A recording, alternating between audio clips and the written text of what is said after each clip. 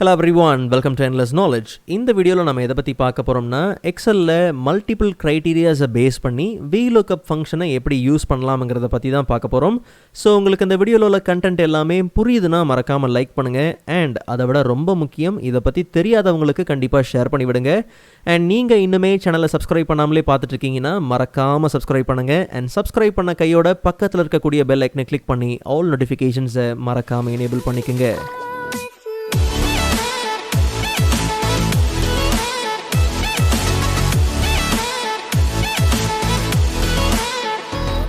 Alright, so first of all, எக்ஸலில் இருக்கக்கூடிய Vlookup basics and sell ரெஃபரன்ஸை பற்றி இன்னும் உங்களுக்கு தெரியலனா அந்த வீடியோஸ்க்கான லிங்க்கை நான் டிஸ்கிரிப்ஷனில் கொடுத்துருக்கிறேன், மறக்காமல் நீங்கள் செக் பண்ணி பாருங்கள். ஆக்சுவலாக இப்போ நம்மக்கிட்ட ஒரு டேட்டா டேபிள் இருக்குது. ஸோ இதில் ஒரு எம்ப்ளாயி என்ன ஐட்டமை எந்த ரீஜனில் எவ்வளோ யூனிட்ஸ் விற்றுருக்காரு அண்ட் என்ன ரேட்டு, டோட்டல் சேல்ஸ் என்ன அப்படிங்கிறது எல்லாமே இருக்குது. பட் இதில் இருந்து நமக்கு என்ன தேவைப்படுதுன்னா, ஒரு எம்ப்ளாயி எந்த ரீஜனில் எவ்வளோ யூனிட்ஸ் விற்றுருக்காரு அப்படிங்கிறது தான் நமக்கு தேவை. பட் இதில் ஒரு சின்ன சிக்கல் இருக்குது. என்ன விஷயம்னா, கார்னர்லி அப்படிங்கிற எம்ப்ளாயி சவுத் ரீஜனில் 470 யூனிட் பார்த்திங்கன்னா விற்றுருக்காரு. பட் அதே கார்னர்லி பார்த்தோம்னா, அதே எம்ப்ளாயி நார்த் ரீஜனில் வேறு ஒரு ஐட்டம் பார்த்திங்கன்னா 400 யூனிட் விற்றுருக்காரு. அண்ட் வெஸ்ட் ரீஜன்லேயும் பார்த்தோம்னா கார்னர்லி வேறு ஒரு ஐட்டம் விற்றுருக்காரு. அண்ட் அதே மாதிரி ஈஸ்ட் ரீஜன்லேயும் பார்த்தோம்னா கார்னர்லி வேறு ஒரு ப்ராடக்ட் வேறு ஒரு ஐட்டம் விற்றுருக்காரு. ஸோ அப்போ மல்டிபிள் ரீஜன், அதாவது மல்டிபிள் க்ரைட்டீரியாஸை பேஸ் பண்ணி நமக்கு தேவையான ரிசல்ட்டை நம்ம எடுத்தாகணும். ஸோ நமக்கு தேவையான இந்த ரிசல்ட்டை கெட் பண்ணுறதுக்கு Vlookup ஃபங்க்ஷன் தான் யூஸ் பண்ண போகிறோம். ஆனால் எதை பேஸ் பண்ணி இந்த ரிசல்ட்டை நம்ம எடுக்க போகிறோம்னா, எம்ப்ளாயோட நேமையும் ரீஜனையும் பேஸ் பண்ணி தான் நமக்கு தேவையான இந்த ரிசல்ட்டை கெட் பண்ணிக்க போகிறோம். ஸோ அதனால் எம்ப்ளாயோட நேமையும் ரீஜனையும் கம்பைன் பண்ணி ஒரு ஹெல்ப்பர் காலம் இருந்துச்சுன்னா Vlookup ஃபங்க்ஷனை நம்ம யூஸ் பண்ணும் போது வேலை இன்னுமே பார்த்திங்கன்னா ரொம்ப சிம்பிளாக முடிஞ்சிடும். இன்னும் ரொம்ப சிம்பிளாக சொல்லணும்னா, கார்னர்லிங்கிற நேமையும் சவுத்துங்கிற ரீஜனையும் வச்சு தான் நமக்கு தேவையான ரிசல்ட்டை எடுக்க போகிறோங்கிறதுனால இந்த ரெண்டு டெக்ஸ்ட்டையும் கம்பைன் பண்ணி ஒரே செல்லில் வைக்க போகிறோம். கார்னர்லிங்கிற டெக்ஸ்ட்டையும் சவுத்துங்கிற டெக்ஸ்ட்டையும் கம்பைன் பண்ணி ஒரே செல்லில் ஆஸ் அ ஹெல்ப்பர் காலமாக வைக்க போகிறோம். ஸோ அதனால் ரீஜன் காலமுக்கு முன்னாடி Ctrl+ கொடுத்து ஒரு ஹெல்ப்பர் காலமை க்ரியேட் பண்ணிக்கலாம். ஸோ இதுக்கு உங்களுக்கு என்ன டைட்டில் வேணுமோ தாராளமாக நீங்கள் ப்ளேஸ் பண்ணிக்கோங்க. ஸோ ரொம்ப சிம்பிள். இந்த ரெண்டு டெக்ஸ்ட்டையும் நீங்கள் கனெக்ட் பண்ணுறதுக்கு நீங்கள் கன்கேட்னேட் ஃபங்க்ஷன் யூஸ் பண்ணலாம், இல்லை டெக்ஸ்ட் ஜாயின் ஃபங்க்ஷன் யூஸ் பண்ணலாம், இல்லை சிம்பிளாக நீங்கள் ஆம்பர்சன்ட் யூஸ் பண்ணலாம். அது எல்லாமே உங்கள் இஷ்டம். ஸோ ஈக்குவல் டு கார்னர்லிங்கிற நேம், அதாவது எம்ப்ளாயி நேம் நம்ம எடுத்துக்கலாம். அண்ட் அதே மாதிரி ஆம்பர்சன்ட். ஸோ இதில் இன்னொரு விஷயம் இருக்குது. ரெண்டு டெக்ஸ்ட்டையும் கம்பைன் பண்ணும் போது தயவு செஞ்சு என்ன பண்ணுங்கள், செப்பரேட்டர் யூஸ் பண்ணுங்கள்.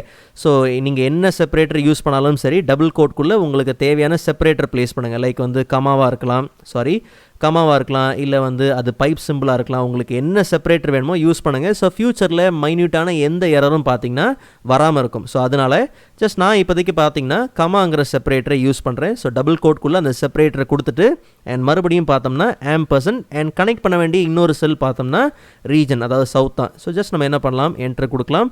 So carnally comma south, so ரெண்டுமே பார்த்தீங்கன்னா கனெக்ட் பண்ணி as a single text, as a single செல்லில் பார்த்தீங்கன்னா வந்தாச்சு. ஜஸ்ட் நம்ம என்ன பண்ணலாம், இதை ஃபில் பண்ணிக்கலாம். ஸோ ஃப்யூச்சரில் அதுக்கப்புறம் நம்ம என்ன பண்ணலாம், ஒர்க்கெல்லாம் முடிச்சதுக்கப்புறம் இந்த ஹெல்ப்பர் காலமை ஜஸ்ட் நம்ம என்ன பண்ணலாம், ஹைட் பண்ணிக்கலாம். So equal to Vlookup function. So Vlookup ஃபங்க்ஷனில் 3 ப்ரைமரி ஆர்குமெண்ட் இருக்குது. First argument lookup value, second argument table array, and கடைசியாக இருக்கக்கூடிய தேர்ட் ஆர்குமெண்ட் பார்த்தோம்னா காலம் இண்டெக்ஸ் நம்பர். ரொம்ப சுருக்கமாக சொல்லணும்னா, லுக்கப் வேல்யூ எதை தேடுறோம், டேபிள் அரே எங்கேருந்து தேடணும், காலம் இண்டெக்ஸ் நம்பர் என்ன ரிசல்ட்டாக வேணும், இவ்வளோ தான் நம்ம கொடுக்க போகிறோம், வேறு ஒன்றுமே கிடையாது. ஸோ நல்லா கவனிங்க. ஃபர்ஸ்ட் ஆர்குமெண்ட் என்னது, லுக்கப் வேல்யூ எதை தேடுறோம். ஸோ எப்போவுமே பார்த்தீங்கன்னா நம்ம ஒரே ஒரு விஷயத்தை தான் தேடுவோம், எம்ப்ளாயி நேம் வச்சு தேடுவோம், இல்லை ரீஜன் வச்சு தேடுவோம். பட் இந்த வாட்டி பார்த்தீங்கன்னா எம்ப்ளாயி நேம் அண்ட் அதே மாதிரி ரீஜன் ரெண்டுத்தையுமே பேஸ் பண்ணி தான் நம்ம என்ன பண்ணுறோம், சர்ச் பண்ணுறோங்கிறதுனால லுக்கப் வேல்யூ ஆர்குமெண்ட்லேயே பார்த்தீங்கன்னா நம்ம ரெண்டு செல்லையுமே பார்த்தீங்கன்னா ஆஸ் அ ரெஃபரன்ஸாக கொடுத்தாகணும். ஸோ எம்ப்ளாயி நேம் இருக்கக்கூடிய செல்லையும் ஆஸ் அ ரெஃபரன்ஸாக கொடுத்துடலாம். ஸோ ஹெல்ப்பர் காலமில் நாம் எப்படி அந்த செப்பரேட்டர்லாம் யூஸ் பண்ணி கனெக்ட் பண்ணோமோ அதே தான் இங்கேயும் பண்ணி ஆகணும். ஸோ தெளிவாக கவனிங்க. ஆம்பர்சன்ட், ஸோ அங்கே என்ன செப்பரேட்டர் யூஸ் பண்ணோம்னா கமா யூஸ் பண்ணோம். ஸோ அதே மாதிரி டபுள் கோட்குள்ளே நம்ம என்ன பண்ணலாம், அந்த கமாங்கிற செப்பரேட்டர் நம்ம கொடுத்துடலாம். அந்த கமாங்கிற செப்பரேட்டர் நம்ம என்ன பண்ணலாம், கொடுத்துடலாம். அண்ட் அதே மாதிரி ஆம்பர்சன்ட். ஸோ அடுத்தது நமக்கு என்ன தேவை, ரீஜன் தேவை. ஸோ சவுத் இருக்கக்கூடிய அந்த செல்லையும் நம்ம என்ன பண்ணலாம், கொடுத்துடலாம். ஸோ இப்போ நல்லா கவனிங்க, ஃபைனலாக நமக்கு கிடைக்கக்கூடிய அந்த ரிசல்ட்டை மல்டிபிள் காலம்ஸ் அண்ட் மல்டிபிள் ரோஸ்க்கு பார்த்தீங்கன்னா ஃபில் பண்ணி ஆகணும். ஸோ அதனால முன்னாடியே எம்ப்ளாயி நேம் இருக்கக்கூடிய செல்லோட ரெஃபரன்ஸையும் ரீஜன் இருக்கக்கூடிய செல்லோட ரெஃபரன்ஸையும் நாம் லாக் பண்ணிட்டோம்னா கரெக்டாக அந்த வேலை பார்த்திங்கன்னா நடந்துடும். ஸோ ரொம்ப சிம்பிள், நல்லா கவனிங்க. F4 கொடுத்தோம்னா, இப்போது கார்னர்லி அப்படிங்கிறது பார்த்தோம்னா I2. ஸோ I2 அப்படிங்கிற செல் ரெஃபரன்ஸில் நம்ம F4 கொடுத்தோம்னா கம்ப்ளீட்டாக ஆஸ் அ அப்சல்யூட் செல் ரெஃபரன்ஸாக லாக் ஆகிடும். அதாவது 2ங்கிற ரோவும் பார்த்தீங்கன்னா லாக் ஆகிருக்கும், ஐங்கிற காலமும் பார்த்தீங்கன்னா லாக் ஆகிருக்கும். ஆனால் நமக்கு வெறும் ஐங்கிற காலம் மட்டும்தான் லாக் ஆகணுமே தவிர ரோ பார்த்தீங்கன்னா லாக் ஆகக்கூடாது. ஸோ அதனால 2 பக்கத்தில் இருக்கக்கூடிய அந்த டாலர் சைனை நம்ம ரிமூவ் பண்ணிடலாம்.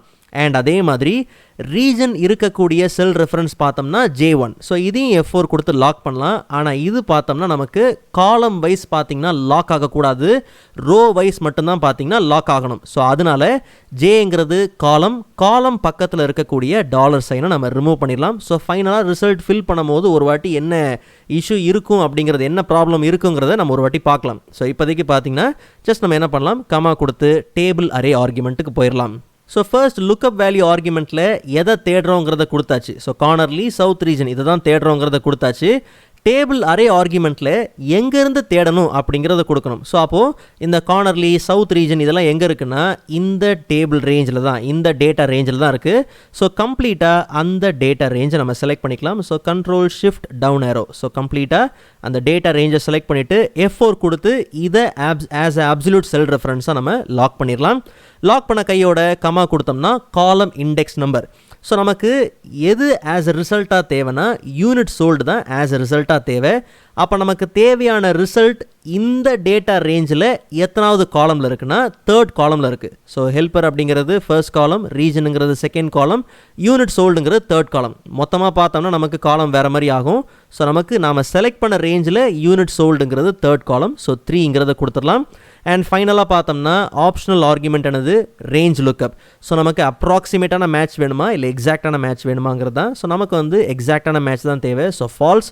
ஜஸ்ட் நம்ம என்ன பண்ணலாம், ப்ராக்கெட்டை க்ளோஸ் பண்ணிவிட்டு என்டர் கொடுத்துடலாம். நல்லா கவனிங்க, இப்போ நம்ம ஃபில் பண்ணும்போது பார்த்தோம்னா ரிசல்ட் எல்லா ரீஜனுக்கும் பார்த்தீங்கன்னா பர்ஃபெக்டாக வந்திருக்கும்.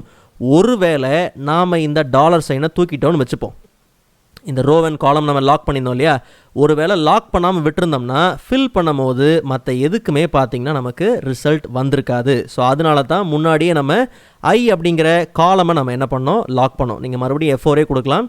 அண்ட் அதே மாதிரி 1 அப்படிங்கிற ரோவையும் நம்ம என்ன பண்ணோம், லாக் பண்ணோம். ஸோ அப்படி பார்க்கும்போது நமக்கு ரிசல்ட் பார்த்திங்கன்னா பர்ஃபெக்டாக நமக்கு என்னாகும், கிடச்சிரும்.